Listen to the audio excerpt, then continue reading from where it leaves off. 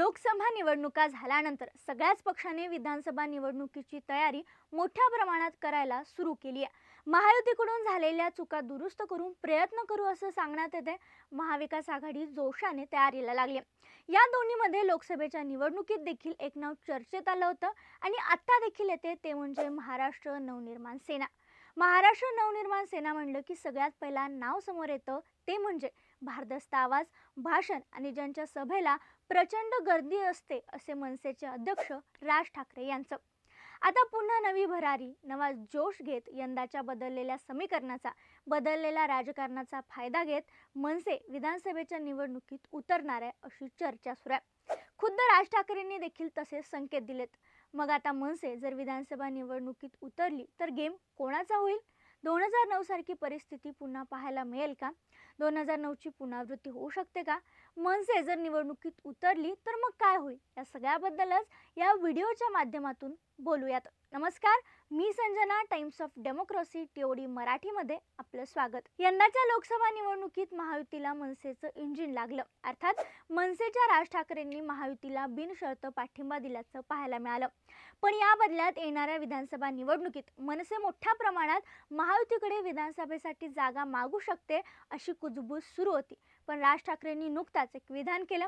या विधानाद्वारे ते म्हणालेत की मी कोणाकडेही जागा मागायला जाणार नाही। आपण 200 ते 225 विधानसभेच्या जागावर लढण्याची तयारी करतोय। राज ठाकरेंच्या मनसेनं खरोखरच 200 ते 200 मतदारसंघात जर विधानसभेची निवडणूक लढवली तर चुरस वाढू शकते। महाराष्ट्रातील मराठा आरक्षण, सत्ता बदल, राजकारण यामुळे लोकसभेत अनेकांनी महायुतीला नापसंती दिली।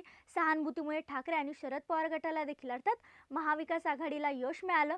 पण या दरम्यान राज ठाकरेंनी एक विधान केलं। ते म्हणाले, उद्धव ठाकरेंना झालेलं मतदान हे मराठी माणसांचं नाहीये। लोकांच्या मनात उद्धव ठाकरे यांच्याविषयी राग आहे। उद्धव ठाकरेंना झालेलं मतदान हे मोदींच्या विरोधात आहे। त्यामुळे आता जनता मनसेची वाट बघतीये। त्यामुळे एका प्रकारे राज ठाकरे स्वतः मैदानात उतरलेत आणि आता मराठी मतं जास्तीत जास्त स्वतःकडे वळवून घेतील का हे पाहावं लागणार आहे। त्यासाठी मनसेचा राजकीय प्रवास आपल्याला थोडक्यात जाणून घ्यावा लागेल। 2009 ला काय झालं होतं ते देखील समजून घ्यावं लागेल। राज ठाकरे यांनी 2006 मध्ये मनसेची स्थापना केली। 2007 ला पुणे महानगरपालिकेत मनसेचे 8, नाशिक महानगरपालिकेत 12 आणि ठाणे महापालिकेत 3 नगरसेवक निवडून आले। 2008 मध्ये झालेल्या विधानसभा निवडणुकीत मनसेचे तब्बल 13 आमदार निवडून आले होते। खरा इतिहास घडला जेव्हा 2012 साली नाशिक महानगरपालिकेच्या निवडणुकीत मनसेचे 40 नगरसेवक निवडून आले आणि राष्ट्रवादीच्या मदतीने त्यांनी सत्तेची 5 वर्ष पूर्ण केली। पुणे महापालिकेत 29 नगरसेवक निवडून आले होते। त्याचवेळी पिंपरीमध्ये मनसेचे 4 नगरसेवक निवडून होते। पण नंतर मात्र मनसेला आणि राजकारणाला उतरते का लागल्याच्या चर्चा सुरू झाल्या। नंतर नाशिकचे नगरसेवक मनसेला सोडून गेले। 2014 ते 2017 या दरम्यान मनसेला खूपच कमी यश मिळालं। त्यामुळे दरवेळी निवडणुका आल्या की मनसेचं काय असा सवाल विचारला जातो।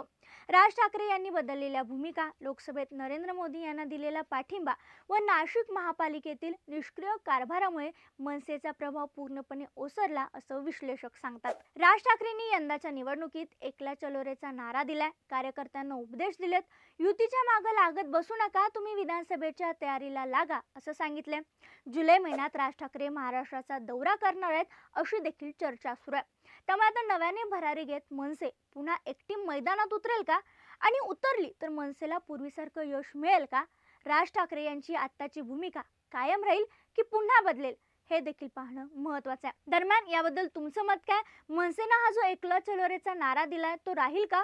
मनसे खरोखरच एकटी विधानसभा निवडणुकीत उतरेल का? उतरली तर मनसेचे किती आमदार यांना निवडून येऊ शकतात? या सगळ्यावर तुमचं मत काय आम्हाला कमेंटमध्ये सांगायला विसरू नका। व्हिडिओ आवडला असल्यास लाईक शेअर नक्की करा आणि अशाच व्हिडिओसाठी TOD मराठी टाइम्स ऑफ डेमोक्रेसीच्या YouTube चॅनलला नक्की सबस्क्राईब करा।